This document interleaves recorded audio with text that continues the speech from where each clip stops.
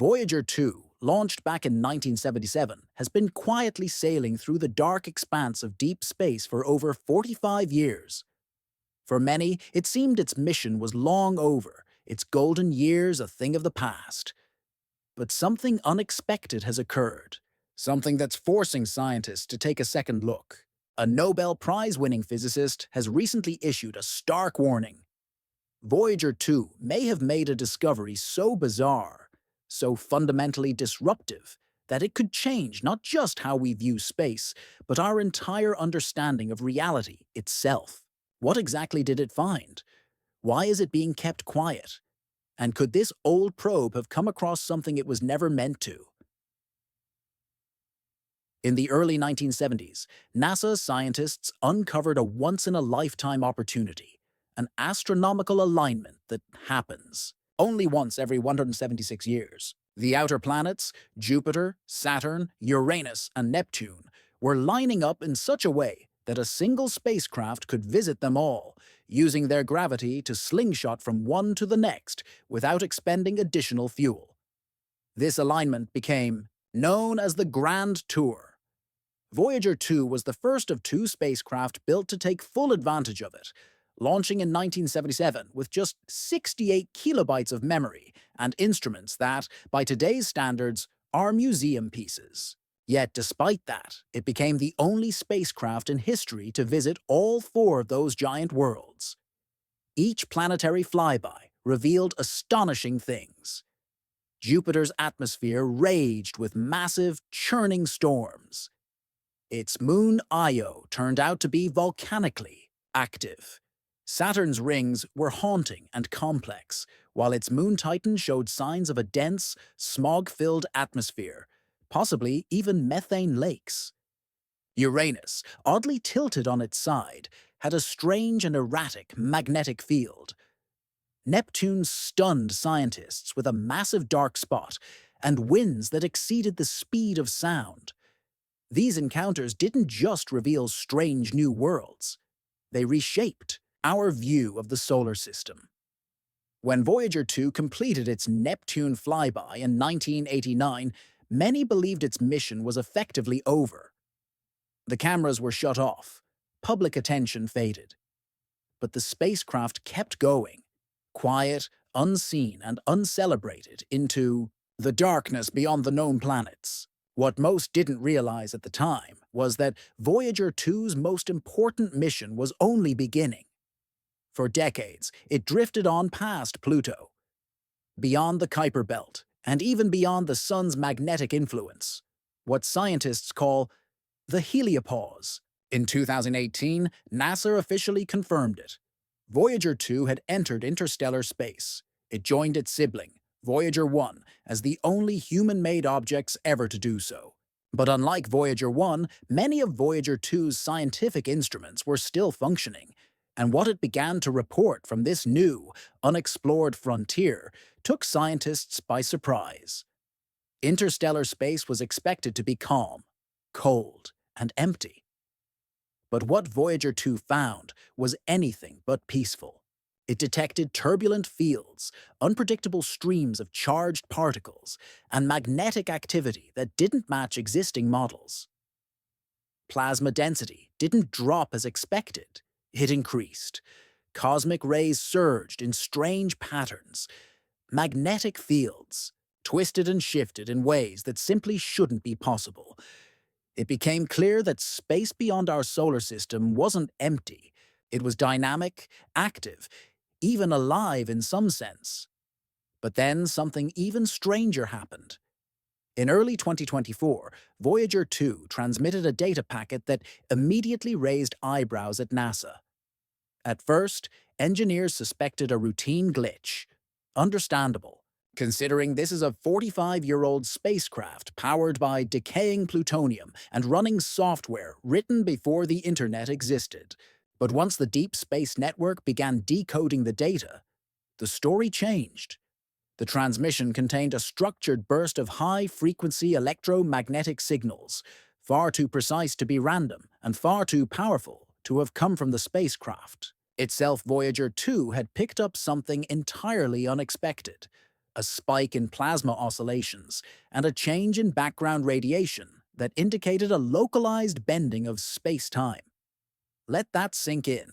According to everything we understand from Einstein's theories, that kind of space-time distortion should only occur near massive objects like black holes or neutron stars. Yet Voyager 2 detected it in an area where none of those existed. Nobel Prize-winning physicist, whose identity remains confidential due to national security concerns, reviewed the data. His reaction was brief and chilling. He concluded that Voyager 2 had entered a region of space that could not be considered naturally occurring. Something, he said, is at work out there. NASA offered no public explanation. No press conferences followed. But behind closed doors, attention to Voyager 2 increased dramatically. Speculation began to swirl. Had the spacecraft picked up an artificial gravitational signature? Was it possible that Voyager 2 had wandered into a region where something, an unknown force or even an intelligence, was doing something with space itself? It's important to remember, Voyager 2 is more than a science instrument. It carries a golden record, an encoded disc of music, greetings in 55 languages, sounds, from Earth, and a map showing our location in the galaxy.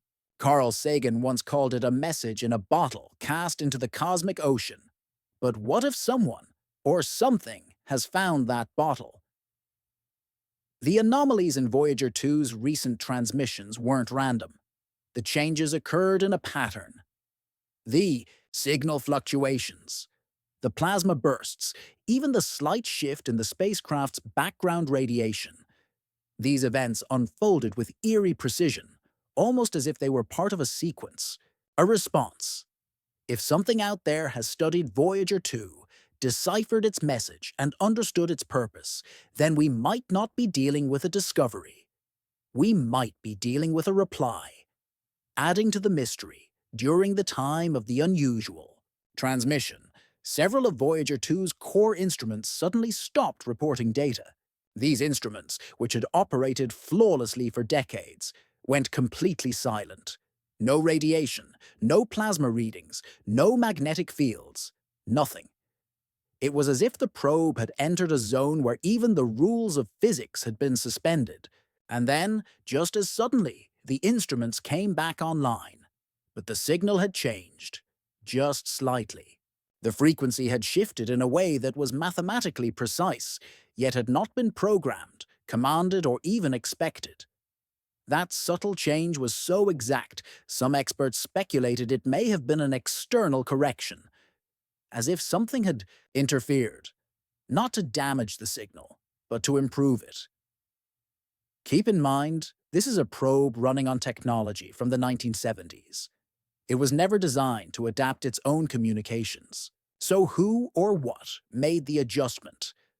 Inside NASA and among global astrophysics communities, a rift began to grow.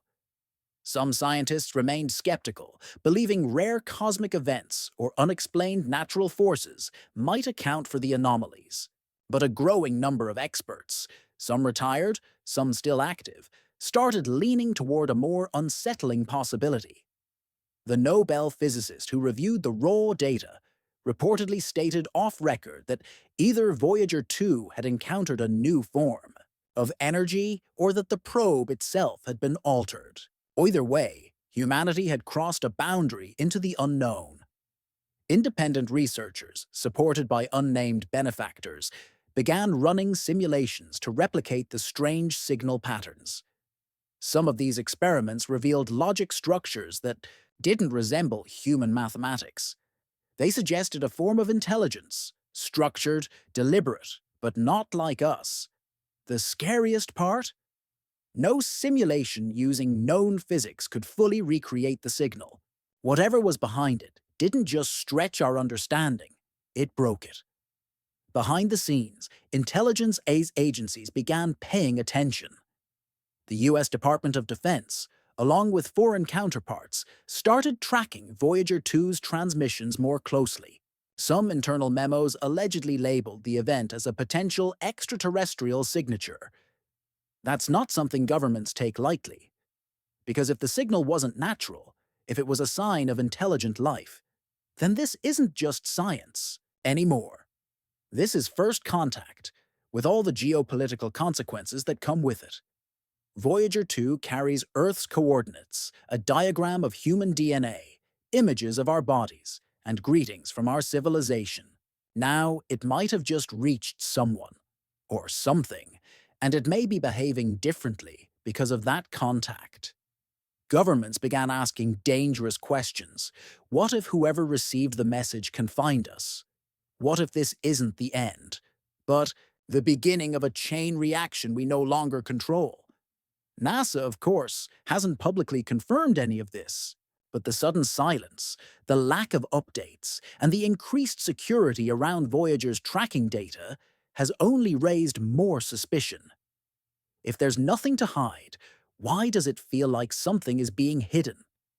As the debate rages on between those who believe the anomaly is scientific and those who believe it's something far stranger, a deeper question is emerging, one that reaches beyond science. Are we, as a species, psychologically prepared for the answer we've been seeking for centuries?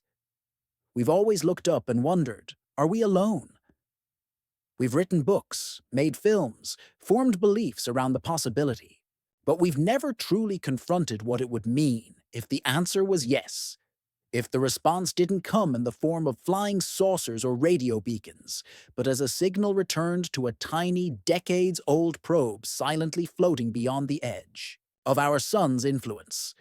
Because if this signal was real, if this anomaly means what it might, then we must reckon not just with new science, but with new identity. Who are we if we're not the most intelligent beings we know?